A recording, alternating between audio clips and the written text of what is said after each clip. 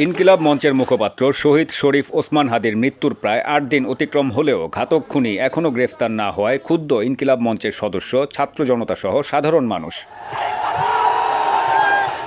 হাদির মৃত্যুর পর ইনকিলাব মঞ্চ ঘাতক খুনিকে গ্রেফতার করার জন্য ২৪ ঘন্টার আলটিমেটাম দেয়। আলটিমেটামের সময় অনেক আগেই পেরিয়ে গেলে ক্ষুব্ধ জনতা রাজপথে নেমে আসে। দাবি আদায়ের জন্য তারা শাহবাগে জুলাই চত্বরে অবস্থান নিয়ে বিক্ষোভ প্রদর্শন করে। স্লোগান এবং অগ্নিঝরা বক্তব্যে উত্তাল হয়ে ওঠে পুরো শাহবাগ।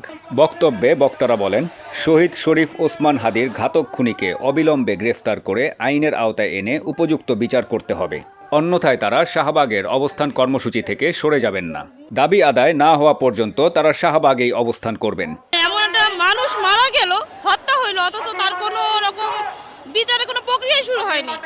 আমরা এখন এখানে আসছি সেই সুদূর সাভার থেকে হাদি হত্যার মামলার আমরা সাক্ষী হতে, যাতে মরলে আমরা বলতে পারি আল্লাহর কাছে যে আমরা শরীক হয়েছি অন্তত পক্ষে। এটার সাথে অনেকে জড়িত, তাই তারা চাচ্ছে যে এটা যেন ধামাচাপা পড়ে যায়, কিন্তু আমাদের ভাইয়ের রক্তের বদলা না নিয়ে আমরা ঘরে ফিরবো না ইনশাল্লাহ। যতক্ষণ পর্যন্ত আমাদের দাবি এবং খুনের বিচার না হবে ততক্ষণ আমরা অবস্থান করব ইনশাল্লাহ। আমরা চাই যে হাদি ভাইয়ের যারা হত্যা করেছে তাদের বিচার হোক।